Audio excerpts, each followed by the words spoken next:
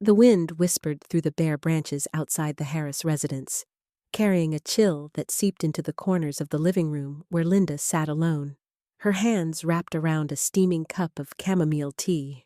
Winter had settled into Brookville with a quiet insistence, blanketing the streets with frost and making the world outside seem both distant and threatening. At 67, Linda Harris had long been accustomed to solitude. But tonight, an unease lingered in her chest that was harder to ignore. Linda was a tall, elegant woman, her once dark brown hair now streaked gracefully with silver, pulled into a loose bun that emphasized the sharp angles of her high cheekbones and a long, slightly crooked nose. Her skin, though lined with the gentle maps of age, retained a warm, golden hue, and her green eyes, always keen, now darted nervously between the shadows of the room.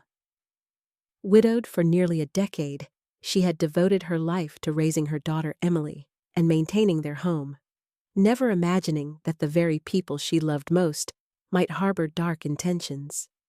Emily Harris, 35, was a striking contrast to her mother. She inherited her mother's height, but not her composure.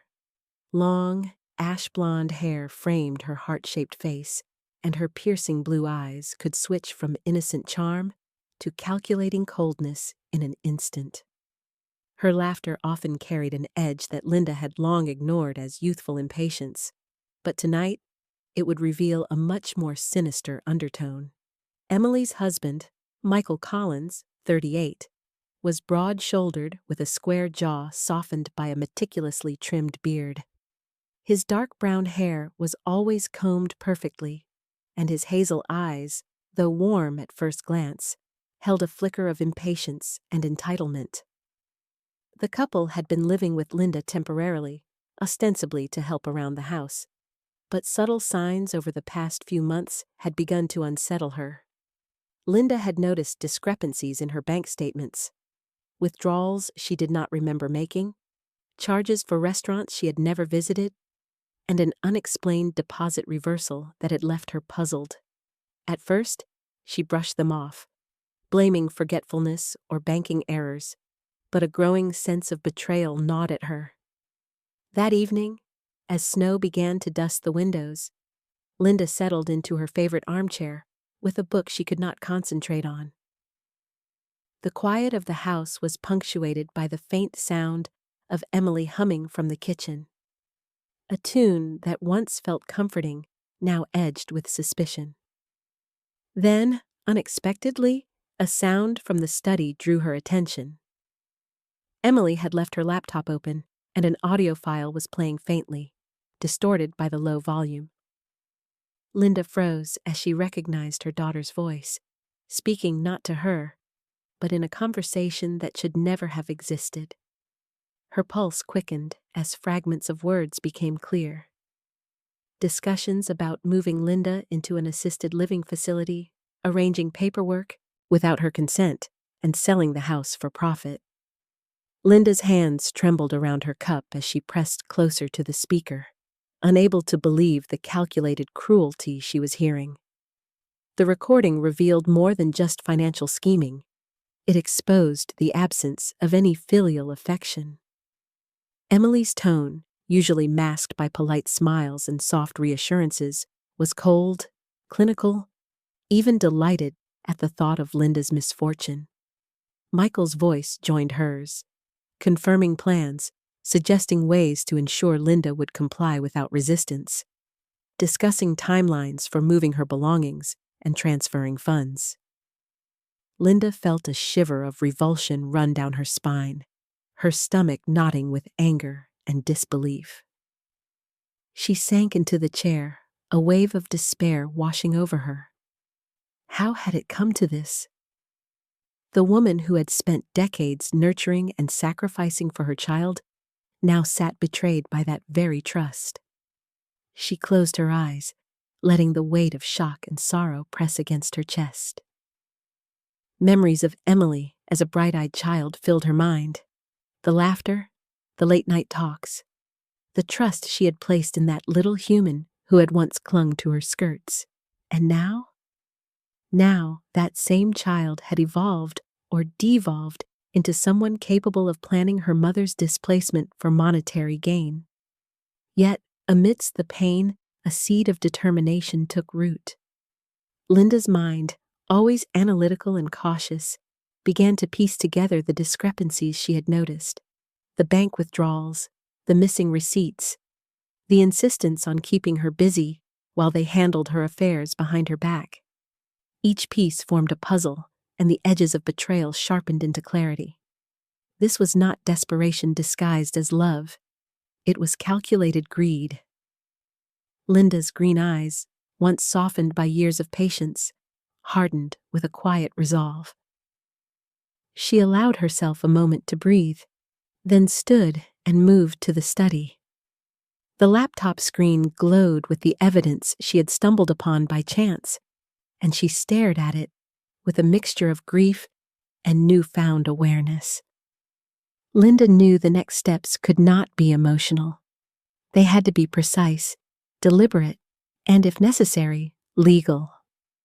She had survived life's unpredictabilities, including widowhood and the loneliness of aging, but she would not be diminished in her own home by those she had trusted most. By the time Emily and Michael returned from their evening errands, the house carried a tension so palpable that even the old Persian cat, Whiskers, a plump gray tabby with amber eyes and a tendency to sleep in sunbeams, cowered in the hallway. Linda met Emily's smiling greeting with a neutral nod, hiding the storm that had erupted in her mind. Michael's attempt at casual conversation faltered under her steady, unwavering gaze. Dinner passed quietly, each course consumed in silence, punctuated only by the occasional clink of cutlery. Linda's thoughts were far away, replaying the audio over and over, memorizing the nuances of betrayal, and cataloging the names, dates, and amounts mentioned. By nightfall, she had made a silent vow. She would reclaim her autonomy, protect her home, and confront the deception with intellect and strength. For the first time in months, she felt a flicker of empowerment, a spark that would grow into a controlled, focused fire. Later, as she tucked herself into bed, the cold night pressing against the windows, Linda allowed herself a brief smile. Betrayal had cast its shadow, yes, but shadows cannot exist without light to define them. And she would be that light, unyielding and resolute. Tomorrow, she would begin to gather proof, make plans, and prepare herself for a confrontation that would demand courage, intellect, and an unbreakable sense of justice. For tonight, she allowed only one emotion: awareness. She knew the enemy, and she knew the stakes. She would not be a passive victim. As the first snowflakes of winter drifted against the glass panes, Linda closed her eyes, feeling the pulse of determination coursing through her veins. The shadows in her family would soon be brought to light. A thin drizzle blurred the streets of Brookville that morning, the gray clouds casting a melancholy light across the quiet neighborhood. Linda Harris stood by the front window, the droplets racing down the glass as if reflecting her own nervous anticipation. After the shocking discovery the night before, she had spent hours in careful reflection. Her mind, usually methodical and deliberate, now raced with possibilities. She knew she needed help, a professional, someone capable of navigating both the legal and emotional labyrinth that awaited her. Linda, still composed despite the turmoil, adjusted her cardigan around her shoulders and ran a hand through her silver-streaked hair. Her green eyes, sharp and calculating, scanned the room as if the familiar walls themselves might hold hidden threats. The betrayal she had just uncovered had awakened a side of her she had long buried. Cautious, intelligent, and unyielding. She could not allow herself to be caught off guard again.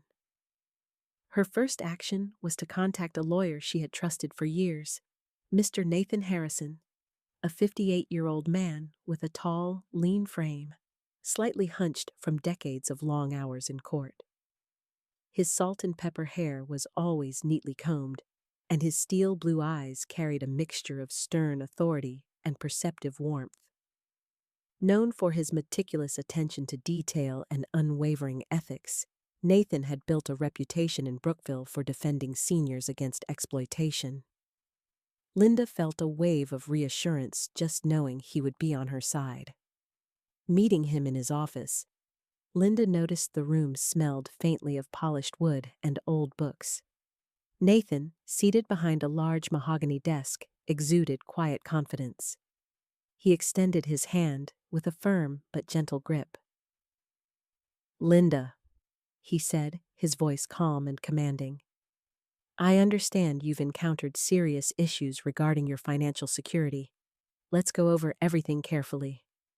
Linda nodded, handing him the printouts she had managed to gather: bank statements, receipts, and a copy of the incriminating audio file. Over the next several weeks, Linda and Nathan worked tirelessly. Linda meticulously gathered text messages, emails, and bank withdrawal records, each a small but crucial piece of evidence. She discovered multiple fabricated invoices and false utility bills, meticulously designed to make her appear negligent while masking Emily and Michael's unauthorized transactions. Every discovery left Linda both horrified and steeled with determination. She would not allow them to manipulate her life any longer. During this period, Linda learned that the deceit extended beyond mere familial betrayal. Carol Bennett, a 36-year-old woman working at the local notary office, had played a subtle but critical role. Carol was medium height, with dark chestnut hair usually pulled into a ponytail, and her face carried the faint freckling of sunlit afternoons spent outdoors. Though outwardly warm and approachable, Carol's quick smile hid a tendency toward opportunism, which had allowed her to assist Emily and Michael in creating false legal documents. Linda's heart ached knowing someone she barely knew had willingly contributed to her daughter's plot. With Nathan's guidance, she secured a sworn statement from Carol acknowledging her involvement in the scheme, providing a pivotal legal advantage. Meanwhile, Emily and Michael remained blissfully unaware that their carefully constructed plan was unraveling. Emily still wore her calculated charm like armor, her blonde hair perfectly styled every morning, her posture exuding a confidence that made others underestimate her underlying anxiety. Michael, whose neatly trimmed beard and commanding presence often intimidated associates at work, had begun to show signs of unease, frequent fidgeting, and terse responses that betrayed his nervousness. Linda watched them from behind a calm facade, noting the subtle changes. The irony was delicious. Their confidence was slowly being replaced by a creeping, unacknowledged fear. Linda's psychological journey during this time was intricate. Each night, she would sit in her living room with Whiskers, her gray tabby cat, curled beside her. Whiskers, now 11 years old and a source of comfort, seemed attuned to her mood, nudging her hand when anxiety threatened to overwhelm her. These moments of quiet companionship allowed Linda to process the betrayal without being consumed by it. She realized that her anger, though justified, had to be directed with precision. Only controlled, deliberate action would protect her home, her dignity, and her peace of mind. As evidence mounted, Linda's confidence grew. She meticulously documented every communication from Emily and Michael, noting inconsistencies, contradictions, and moments that revealed their true intentions. Text messages that initially seemed innocuous now appeared sinister, each, "We'll handle everything for you," echoing with hidden manipulation. Emails, once overlooked as routine, were now dissected for tone, intent, and legal implications. Linda found herself marveling at her own capacity for focus, a strength she hadn't recognized until faced with profound betrayal. Nathan, ever perceptive, guided her on strategy. "Linda, The more thorough your evidence, the stronger your position will be, he advised. Remember, the law will only respond to facts, not emotions. Document everything. Protect yourself legally, emotionally, and financially. Your children cannot exploit what is meticulously recorded. Linda absorbed every word, internalizing the strategy like a student eager to master a complex lesson. The stress, however, began to affect Emily and Michael in subtle ways. They quarreled more frequently over minor issues, each trying to maintain the illusion of control while sensing, vaguely, that Linda was not as passive as before. Michael snapped at Emily over trivial, financial decisions, and Emily's usual charm faltered in her exchanges with neighbors and colleagues. The psychological tension in the household became almost tangible. It was an invisible web of unease that only Linda fully understood. Through it all, Linda maintained a composed exterior. She continued her daily routines, tended to the house, and even began sketching again in brief moments of solitude, each pencil stroke a meditation on resilience and control. Her green eyes, once clouded by shock, now gleamed with purpose and quiet authority. She knew that confronting betrayal was not a matter of brute force, but of patience, intelligence, and unwavering focus. By the end of the month, Linda had assembled a complete portfolio: audio recordings, emails, bank statements, text messages, false invoices, and Carol Bennett's sworn statement. Each piece reinforced the narrative of deceit, greed, and manipulation. Linda reviewed the portfolio late one evening, whiskers perched on her lap, and felt a quiet but powerful surge of empowerment. She understood that the next steps would determine not just the outcome of her legal struggle, but the reclamation of her dignity, the restoration of her home, and the assertion of her self-worth.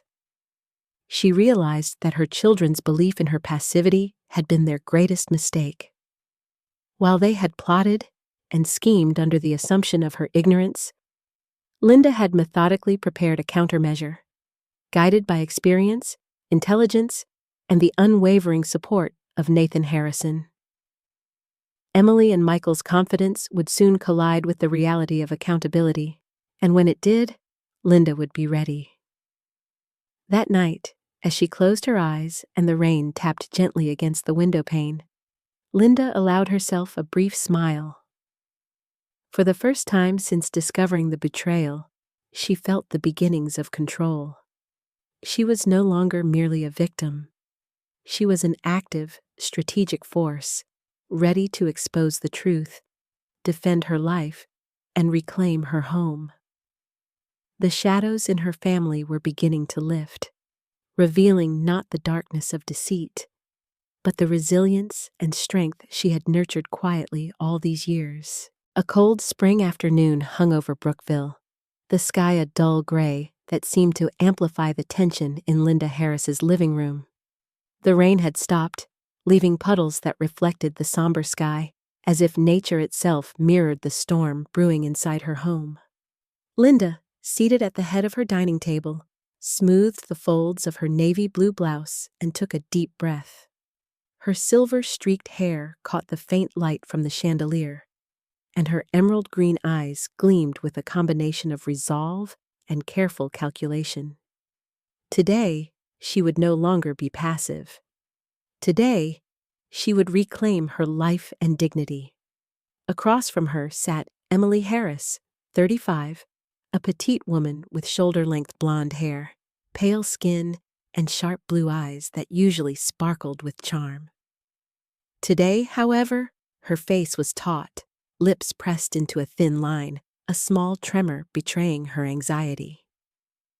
Emily had always relied on her beauty and poise to navigate the world, her manipulations subtle and carefully calculated, but now she faced the undeniable force of her mother's meticulous preparation. Beside Emily, Michael Harris, 38, towered at 6 feet, broad-shouldered, with dark brown hair beginning to show streaks of gray at the temples. His angular face, defined jawline, and trimmed beard had always given him an air of authority and control. But his dark eyes now darted nervously from his wife to Linda, a flicker of anger and fear mingling in them. Linda's living room had been rearranged for the occasion. Her collection of landscape paintings, usually a source of comfort, now formed a solemn backdrop, the colors muted under the overcast light. On the dining table, neatly stacked folders contained every piece of evidence she had meticulously gathered.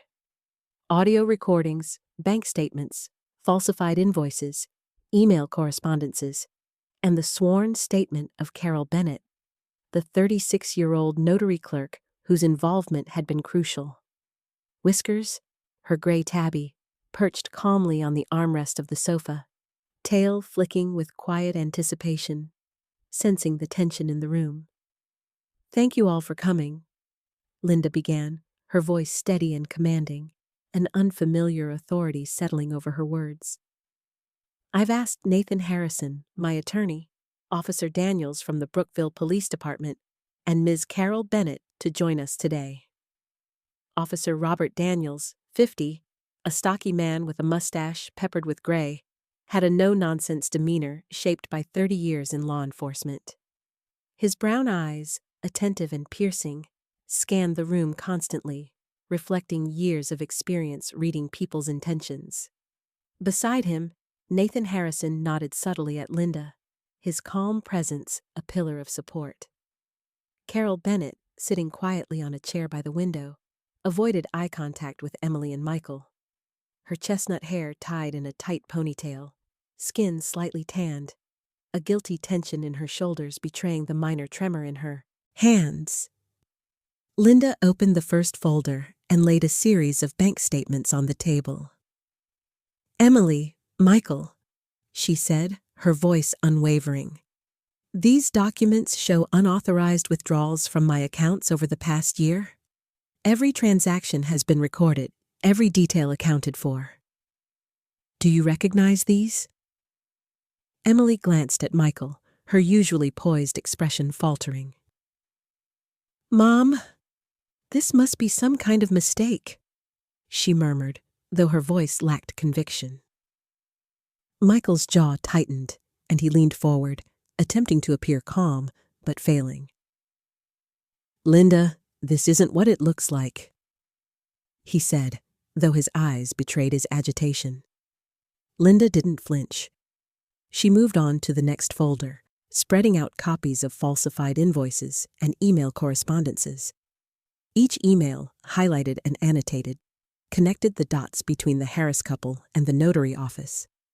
Emily's hand trembled slightly as she reached for one of the papers, and Michael's fist clenched on the edge of the table. Linda felt no anger, only a cool satisfaction. For years, she had been silenced by fear and obligation. Now, she wielded the clarity and authority born of preparation.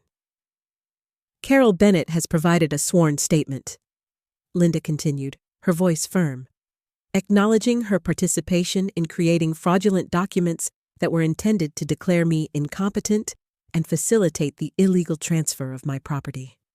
Carol, would you like to confirm this?" Carol's hands shook slightly as she nodded, her voice barely above a whisper. "Yes, everything here is true. I was involved, and I regret my actions." Officer Daniels took notes silently, his presence a stabilizing force. He glanced at Emily and Michael, then back to Linda, and nodded subtly. "Based on this evidence," he said, his voice measured, "there is enough here to initiate legal proceedings. If necessary, arrests will be made today." The weight of his words filled the room. Emily gasped and clutched Michael's arm. Michael's face darkened with rage, his control slipping for the first time. Tears welled up in Emily's eyes as she finally broke, her voice trembling. "Mom, I didn't mean," she began, but Linda cut her off gently yet firmly. "Emily, intentions are irrelevant when actions are deliberate. Every choice you made was calculated to deceive and exploit. Now you must face the consequences." Michael slammed his hand on the table, a harsh sound that echoed in the room. "This is ridiculous. Mom, we were trying to help you. You don't understand." His voice cracked, and for a brief moment, the arrogance he always carried evaporated, leaving only fear and frustration. Linda's gaze remained steady, unwavering. Linda's internal dialogue was a serene contrast to the chaos around her. She reflected on the years of manipulation, the subtle erosion of her independence, and the nights spent worrying silently while pretending everything was normal. She realized that the power she felt now was not vengeance.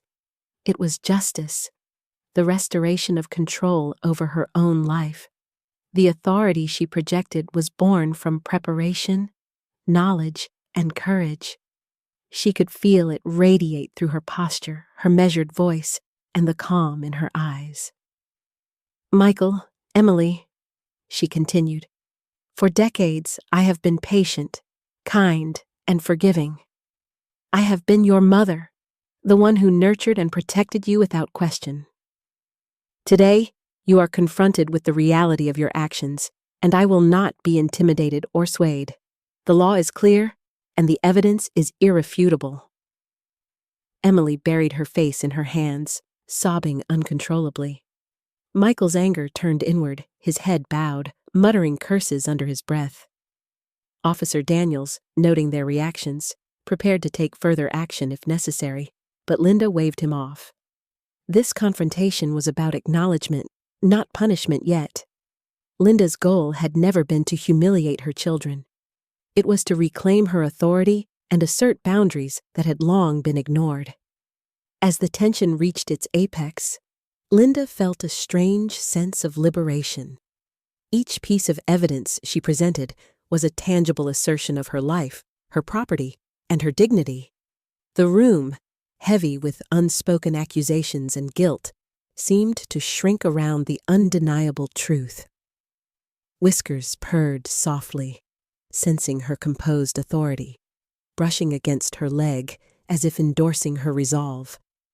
When the final folder was presented, containing the incriminating audio recordings that Emily had sent by mistake, Linda paused. The sound of her daughter's voice, confessing intentions and plotting details, echoed in her mind.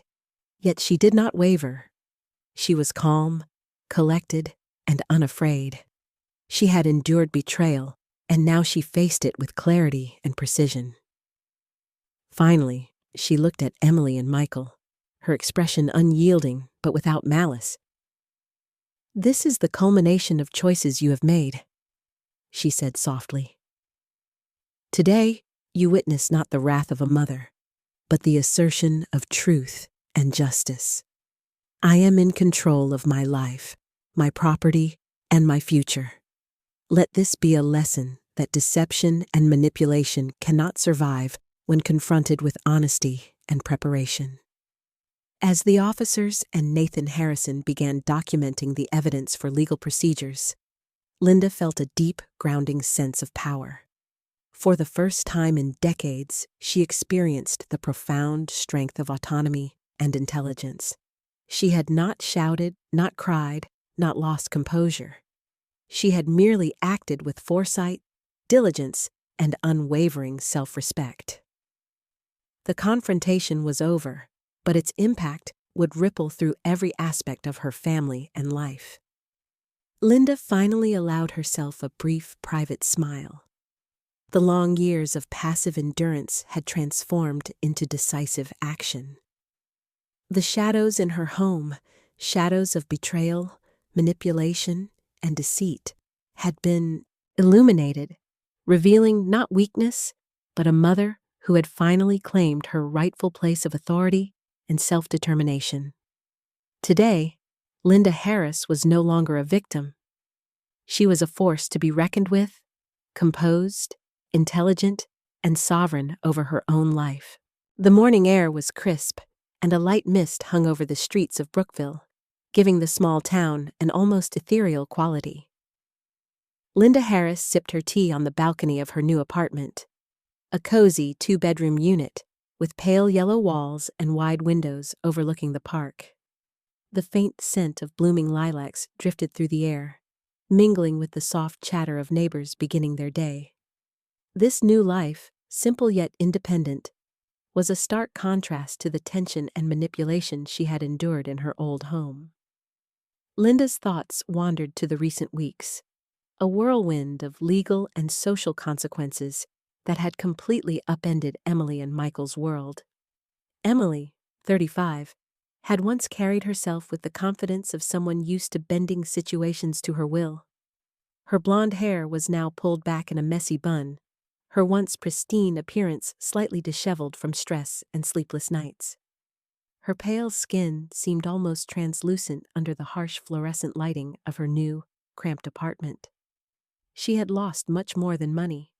She had lost control, reputation, and the social standing she had always prized.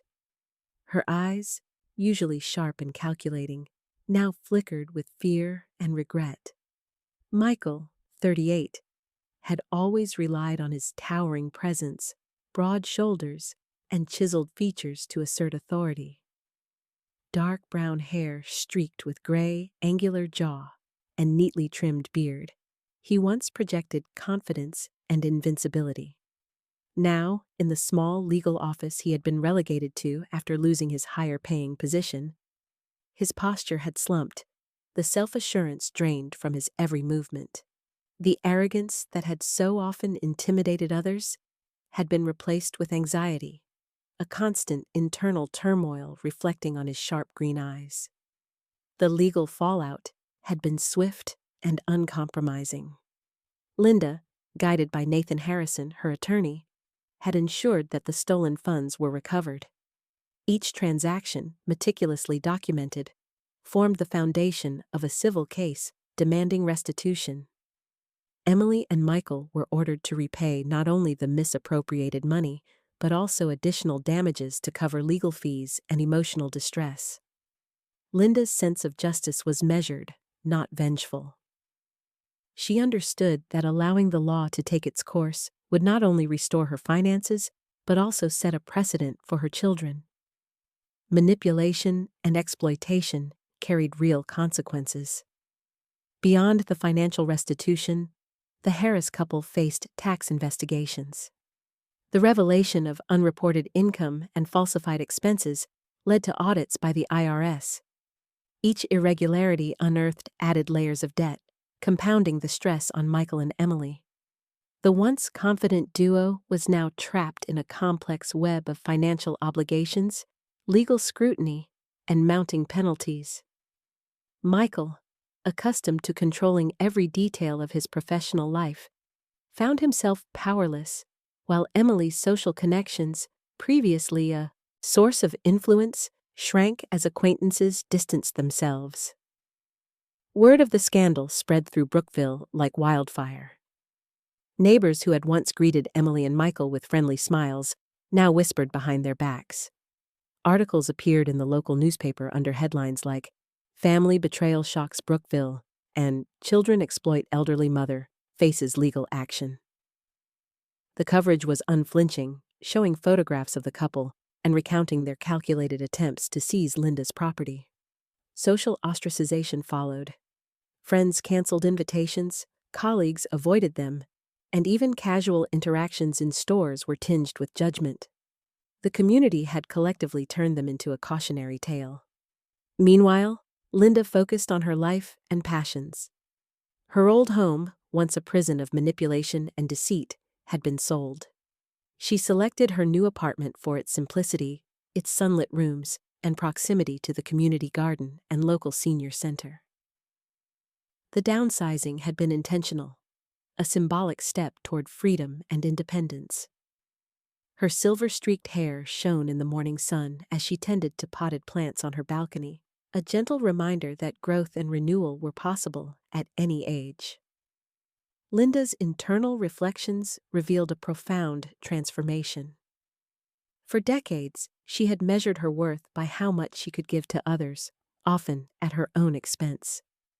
The betrayal she endured from Emily and Michael had been devastating. Yet, it had also catalyzed her awakening. She realized that true empowerment did not come from controlling others, but from reclaiming one's own life and setting clear boundaries.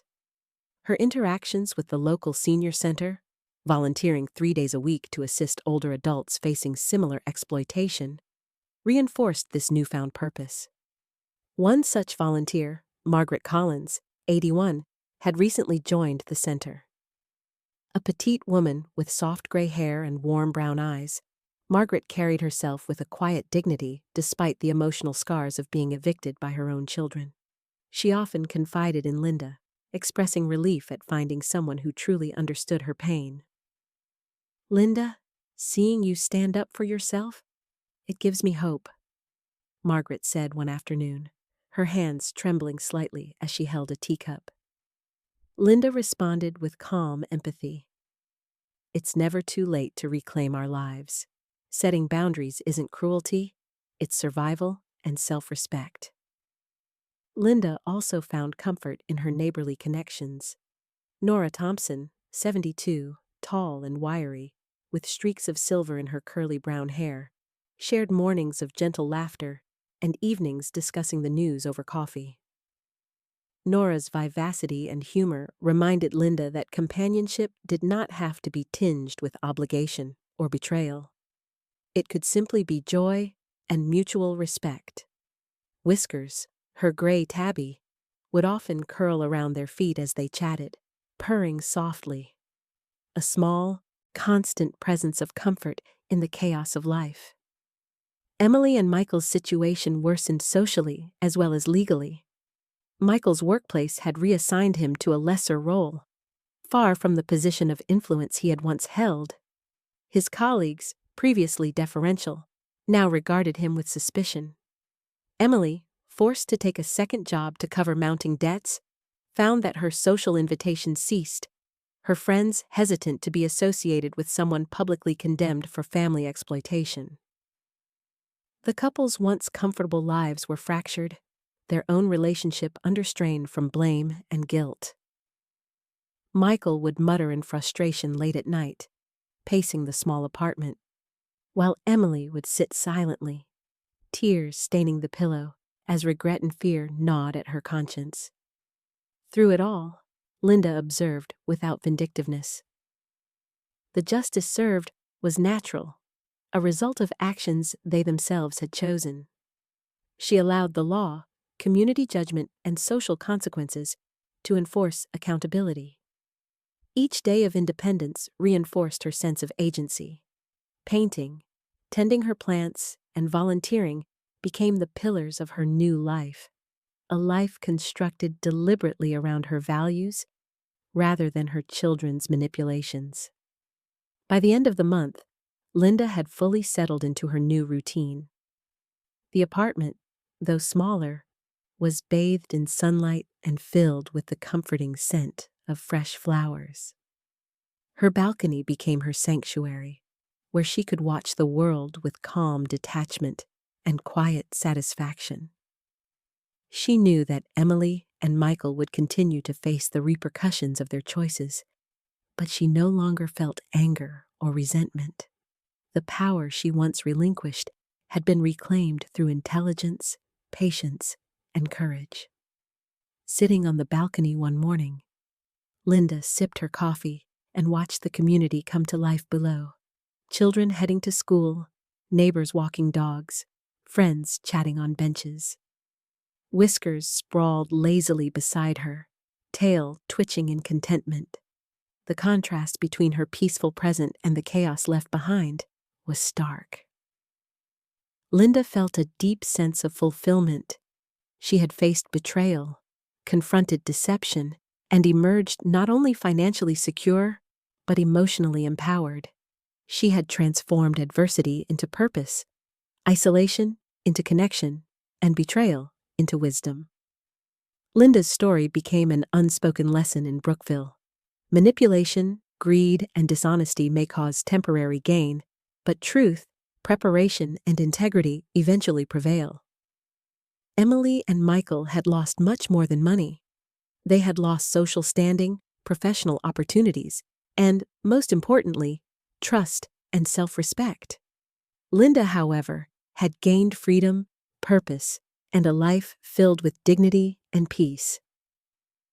The legal and social fallout, though challenging, solidified her independence, a life she had fought for and won with steadfast determination. The morning sun filtered softly through the lace curtains of Linda Harris's new apartment, casting golden patterns on the hardwood floor. Outside, the city park was waking up. Joggers ran along the paths, and the gentle sound of a fountain rippled across the quiet neighborhood.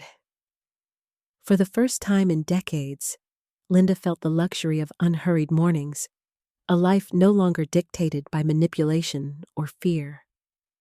The air seemed lighter, carrying with it a sense of possibility that thrilled her heart. Linda, 67, was a petite woman with silver-streaked chestnut hair that framed her angular yet gentle face. Her skin bore the soft lines of age and experience, and her gray eyes reflected both the wisdom and resilience she had cultivated. Her hands, though slightly wrinkled, were steady and skilled, now often occupied with brushes and paints rather than endless domestic tasks. She had emerged from the shadow of her daughter, Emily, and son-in-law Michael, ready to reclaim her identity. Her first step into rediscovery began with dance. The local community center offered classes for seniors, and Linda eagerly joined, surprised by the vigor she still possessed. Her instructor, Sophia Ramirez, 44, was a lively woman with dark wavy hair pulled into a high ponytail, warm brown eyes, and an infectious enthusiasm for movement. Sophia's patience and encouragement quickly won over the initially hesitant Linda. Each pirouette and step was a revelation, a reminder that grace, strength, and joy were not limited by age. As she danced, Linda felt a liberation that had been denied to her for decades. Every movement was a silent declaration. She would no longer be anyone's victim. Alongside dance, Linda discovered a latent talent for painting. At the Brookville Art Studio, she found solace in landscapes, capturing the tranquil beauty of rolling hills and shimmering lakes. Her instructor, Jonathan Pierce, 53, was tall and lean, with salt and pepper hair, a neatly trimmed beard, and a gentle demeanor. Once a professional illustrator, he had a calm patience that encouraged students to explore their own creative instincts. He often told her, "Linda, your work conveys a quiet strength. People see not just what you paint, but what you've lived." Those words resonated deeply, affirming a self-worth Linda had long questioned. Her paintings began to gain attention at local art fairs. The organizer, Miss Elaine Baker, 60, a spry woman with short platinum hair and a keen eye for talent, complimented Linda's work, noting that her art evoked peace and resilience, a rare honesty that touches people's hearts. For the first time, Linda experienced the joy of recognition for her own achievements, independent of anyone else's approval.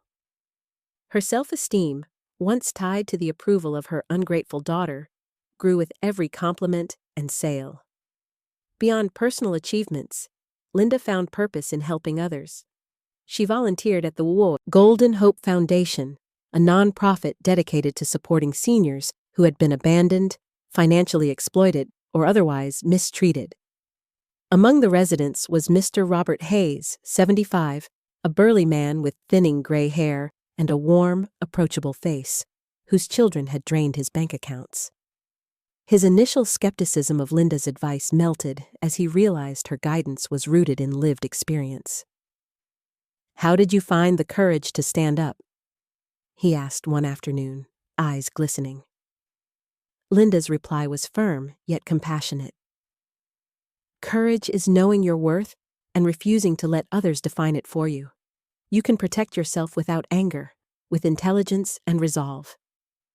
Another resident, Margaret Collins, 81, petite and soft-spoken, had faced eviction by her own children. Her gentle brown eyes reflected a mixture of sadness and hope, and she found in Linda a role model who demonstrated that dignity could be reclaimed.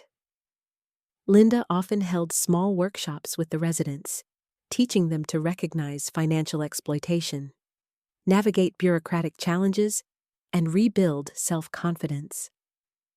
Watching others regain their independence filled her with a sense of accomplishment and renewed purpose. Even Whiskers, her loyal gray tabby, seemed attuned to Linda's transformation. At 11 years old, the cat's serene presence provided comfort during late-night painting sessions or volunteer planning. His purring often accompanied Linda's reflections, a soothing soundtrack to her journey of self-discovery. Through dance, art, and volunteerism, Linda redefined her value. She no longer measured herself by how much she could give to her children or how many sacrifices she could endure. Instead, she embraced self-respect, freedom, and kindness as the true metrics of her worth. This internal shift was transformative, allowing her to navigate life with confidence, assertiveness, and peace. One afternoon, after a particularly invigorating dance session, Linda met Clara Benson, 69, a fellow dancer with short auburn hair, lively green eyes, and a sharp wit. Clara had been widowed for 5 years and had struggled to find purpose. She immediately bonded with Linda over shared experiences of family betrayal and rediscovery. "Linda, your energy is contagious. You've shown me that it's never too late to reclaim life," Clara remarked as they stretched together in the studio. Their friendship quickly deepened, adding another layer of companionship to Linda's rejuvenated life.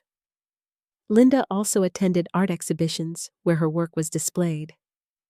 The reception from the community was overwhelmingly positive. Patrons admired her attention to detail, the subtle interplay of light and shadow in her landscapes, and the emotion conveyed through her brushstrokes. Each piece sold not only brought financial gain, but also a profound sense of validation. Linda realized that the life she had reclaimed was rich not because of money or social standing, but because it was authentically hers. Through volunteer work, Linda developed a network of supportive friends and colleagues. She organized small social gatherings, painting afternoons, and discussion circles, creating a nurturing environment for both artistic expression and emotional healing.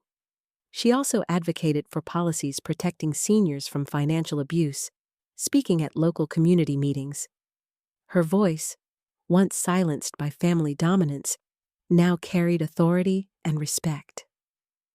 Linda's evenings were filled with quiet reflection on her balcony. Watching the sun set over Brookville, the city bathed in soft oranges and purples, she felt a profound serenity. She no longer feared solitude. It was a space of introspection and growth.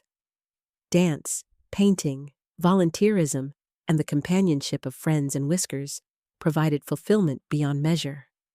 The betrayal she had endured no longer defined her. Instead, it had catalyzed a life of purpose, creativity, and autonomy. By the end of the year, Linda's transformation was evident not only in her achievements, but also in her demeanor. Her eyes sparkled with renewed energy, her posture reflected confidence, and her smile radiated genuine contentment. She had learned that self-worth was not contingent upon others' approval, that dignity could be reclaimed at any age, and that life's second act could be as vibrant and meaningful as the first. As she prepared for another evening at a community dinner with fellow volunteers, Linda felt a profound sense of gratitude. She had survived betrayal, navigated complex legal and social challenges, and emerged stronger, wiser, and more self-assured. Rediscovering life had meant reclaiming her autonomy, cultivating new talents, and helping others do the same. For the first time in decades, she understood that her happiness and value were entirely her own to define. Linda took a final look at Whiskers, curled up by the window, and whispered, "We've done well, old friend. We're free." The cat blinked slowly, purring in response, as if agreeing that life, even after hardship, could be beautiful and fulfilling. A chilly spring morning blanketed the city in soft gray clouds, the air crisp and carrying a faint scent of blooming magnolias. Linda Harris sat by her kitchen window, the sunlight dimmed by the overcast sky, reflecting her cautious curiosity. She clutched a small, cream-colored envelope, the handwriting unmistakable, Emily's. For months, Linda had avoided communication with her daughter, allowing the wounds to settle, giving herself time to rebuild a life free of manipulation and betrayal. Now, she faced the tangible evidence of Emily's attempt to bridge the irreparable gap between them. Linda, 67, with her chestnut silver hair neatly pinned back, petite frame, and gray eyes that had learned to read subtle intentions, felt a mixture of apprehension and calm. She had spent the past year redefining her boundaries, embracing her independence, and reclaiming dignity long denied by her daughter and son-in-law. Sitting at the oak table, she carefully slit the envelope and unfolded the letter, feeling the delicate weight of Emily's words. Emily Harris, 35, was tall and slender, with long chestnut hair she often tied back in a casual bun, her green eyes usually sparkling with confidence, but now clouded with remorse. The daughter who had once manipulated and deceived her mother was now in therapy, attempting to understand the selfishness and greed that had driven her to betray the only woman who had ever loved her unconditionally. Her handwriting trembled slightly across the page, betraying the raw emotion she could not hide. The letter began with Emily acknowledging her misdeeds. She admitted that the plan to manipulate Linda's finances, coerce her into a nursing facility, and seize her property was born not out of necessity, but selfish entitlement. Emily wrote of the therapy sessions she had attended, where she had confronted her narcissistic tendencies and the blind spots that allowed greed to overtake her moral compass. "I am learning that the love I thought I deserved was never a resource to exploit, but a bond to nurture," the letter read. Linda paused, absorbing each line. Memories of betrayal and anguish surfaced, the nights of silent fear, the constant vigilance required to protect her home, the anguish of realizing that her own child could plot her downfall. She could feel her pulse quicken as old wounds ached anew. Yet within the pain, there was also a sense of liberation. She had survived. She had risen above manipulation and deceit, and the past, though scarred, no longer held dominion over her. For the next hour, Linda reread the letter multiple times, each reading a careful negotiation between memory and forgiveness. Her heart ached for the child she had loved and nurtured, for the years lost to deception, and yet she understood clearly the distinction between forgiving and trusting. Forgiveness was not an invitation to resume a relationship that had been toxic, but a personal act of releasing resentment. It was a shield rather than an olive branch. Sitting beside her on the soft, cushioned chair was Whiskers, her gray tabby, now 12, whose gentle purring provided a comforting rhythm to Linda's thoughts. She stroked his fur absent-mindedly, appreciating the steady, uncomplicated companionship that contrasted sharply with human deceit. The cat's presence reminded her that loyalty and love could exist without manipulation. After a deep breath, Linda penned a response. Her handwriting, confident and deliberate, reflected the clarity of her boundaries. "Emily," she wrote, "I accept your apology. I am glad you are seeking professional help and understanding the harm you caused. I forgive you because carrying a grudge only poisons my heart. But forgiveness does not mean I can trust you again, nor does it invite you back into my life. My peace is now my own." She folded the letter, sealing it with care, a symbolic closure rather than a connection. This act of writing was more than a reply. It was a ritual of reclaiming power. For years, Linda's sense of agency had been eroded by the manipulation and greed of her daughter and son-in-law. Now she wielded her words as both sword and shield, firm in her boundaries, unwavering in her self-respect. She understood fully that setting limits was not cruelty, but survival. Later that afternoon, Linda visited the community center where she taught painting classes for other seniors. The walls were lined with vibrant landscapes, abstract expressions, and portraits, each piece echoing stories of resilience. Among the students was Eleanor Whitman, 72, a soft-spoken woman with silver-bobbed hair and gentle blue eyes, recently abandoned by her only son. Eleanor had been skeptical of Linda's guidance, fearing that seeking autonomy would make her unlovable. But over months she had observed Linda's composed, dignified demeanor and had begun to mirror that self-respect in her own life. Linda guided Eleanor through mixing colors, each stroke on the canvas a subtle metaphor for control over one's life. "Every brushstroke is yours," Linda said gently, "just like your choices. You are not defined by the actions of others." Eleanor nodded, absorbing not just the lesson in painting, but the unspoken wisdom of boundaries, self-respect, and inner strength. At the Golden Hope Foundation, Linda also led workshops on financial protection and self-advocacy. Thomas Greer, 68, a wiry man with salt and pepper hair and a face weathered by years of both hard work and betrayal, had lost his savings to a fraudulent caretaker. His skepticism melted as Linda's calm authority and personal testimony demonstrated the power of knowledge and preparation. "I never imagined standing up would feel this empowering," he admitted quietly during a session, his voice tinged with both relief and awe. Throughout the day, Linda reflected on the paradox of forgiveness. It was not about condoning wrongdoing, nor was it about restoring broken relationships. It was about reclaiming her emotional sovereignty. Each act of helping others, whether through painting, dance, or advocacy, was a reinforcement of the lesson she had internalized. The only way to ensure she was not hurt again was to recognize her own value, enforce her boundaries, and release the poison of resentment.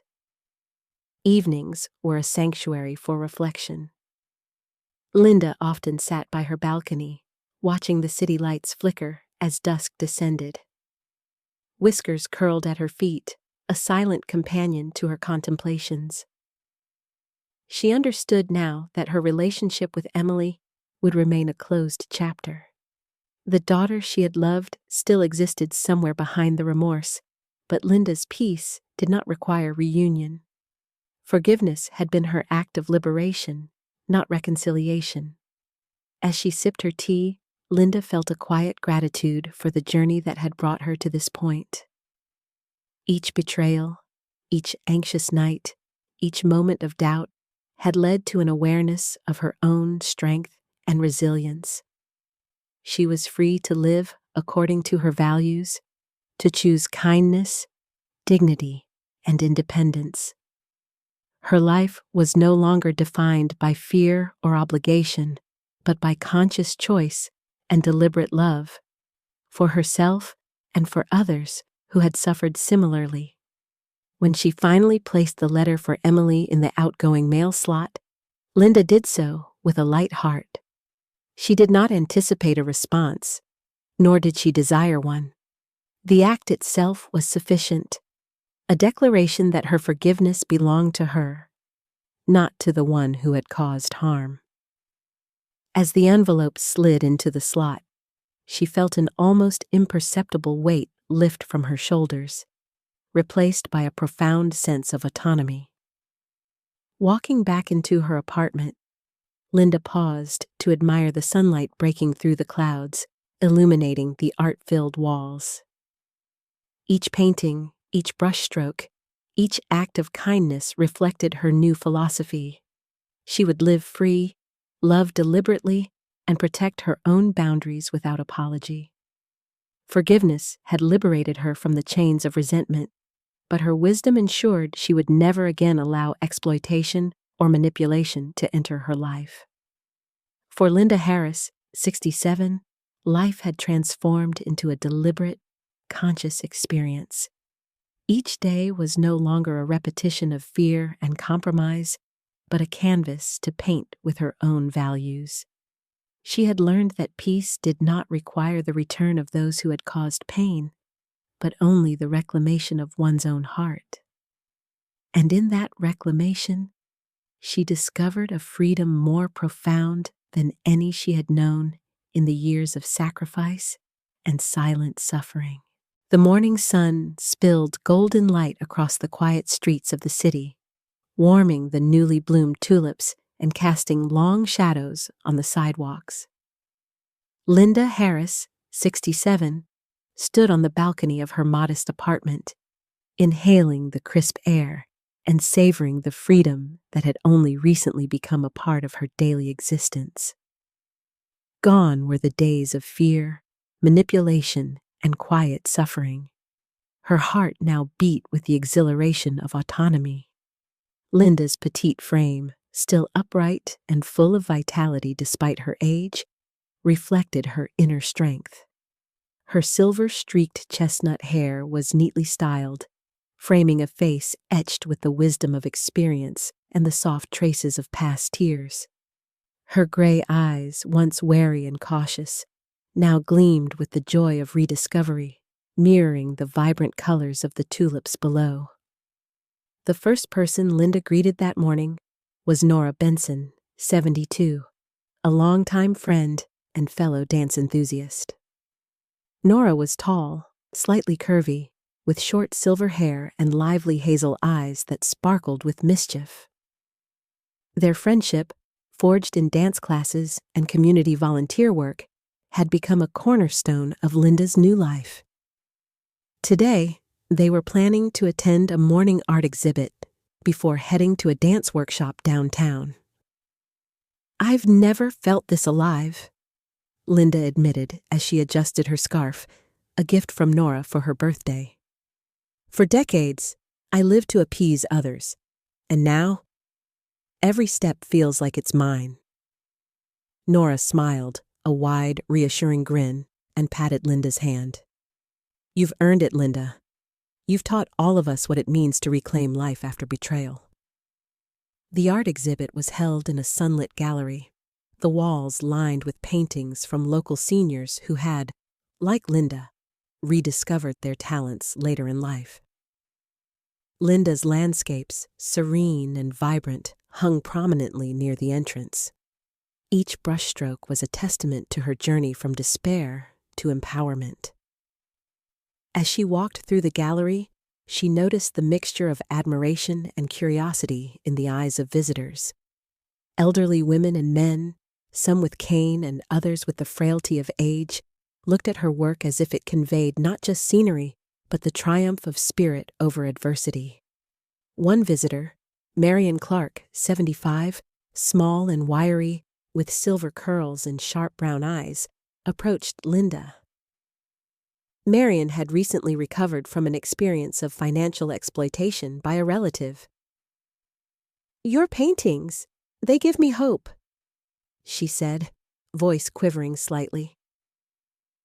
"I thought I had lost everything, but seeing your work reminds me I can reclaim more than money. I can reclaim myself." Linda's heart warmed at the words. She realized her story, like her art, was touching lives, giving courage to those who had endured the silent, painful betrayals of family. After the exhibit, Linda and Nora walked to a nearby cafe. The streets were lively with spring's vibrancy, the chatter of children and the smell of freshly baked bread mingling with the scent of blooming flowers. Linda paused, savoring a sense of normalcy that had once seemed unattainable. She ordered her coffee and sat by the window, watching passers-by, yet felt entirely present in her own life, not a spectator in someone else's story. Her phone buzzed with a message from Mr. Harrison, the attorney who had helped her navigate the legal battles against Emily and Michael. He sent an update about inquiries from other families seeking guidance.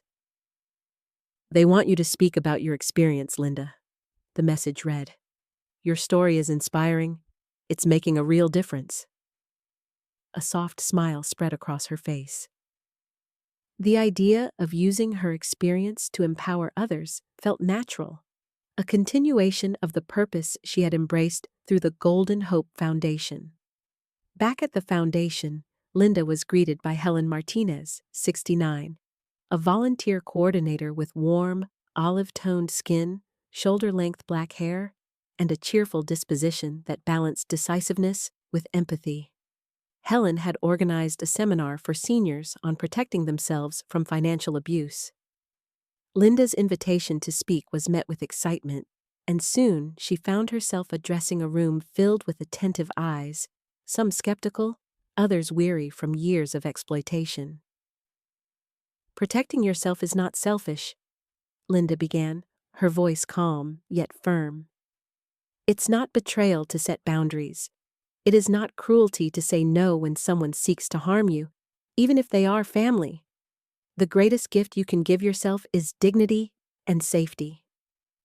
As she spoke, she felt the room lean in, absorbing each word, and she realized that her ordeal had transformed into a source of empowerment for many who still feared the treachery of those closest to them. After the seminar, Linda walked through the foundation's garden. The gentle hum of bees and the scent of lavender filled the air. She paused near a small fountain, reflecting on how drastically her life had changed. Where once she had felt trapped, she now felt expansive, capable of shaping her days with deliberate intention. The fear and anxiety that had once defined her interactions with Emily and Michael were replaced with resolve and clarity. In the evenings, Linda often returned to her apartment and continued her painting. Whiskers, her loyal tabby, slept nearby, occasionally stretching or purring. Linda's heart swelled as she realized that her home, her art, and her chosen friendships were her sanctuary. She was surrounded by people and things she loved for their inherent value, not for what they could take or give. Her life had become a mosaic of choice, freedom, and self-expression. She attended dance classes with Nora, explored local art fairs, volunteered at the foundation, and often met new friends from her community, such as George Ellis, 71, a retired architect with graying hair and square-framed glasses, whose careful, analytical mind paired with a gentle humor made him a favorite in the senior social circles. George often joined Linda and Nora for gallery visits and community events, their conversations ranging from art to philosophy, each encounter reinforcing the joy of living independently and meaningfully. Linda's evenings ended with quiet reflection. She would sit on her balcony, the city lights twinkling below, Whiskers nestled at her side, and breathe in the gentle night air. She no longer pondered the betrayals of the past with anger, but with understanding and gratitude for the lessons learned. The power of choice, the courage to establish boundaries, and the beauty of reclaiming one's life defined her existence now. Finally, as she prepared for bed, Linda looked in the mirror.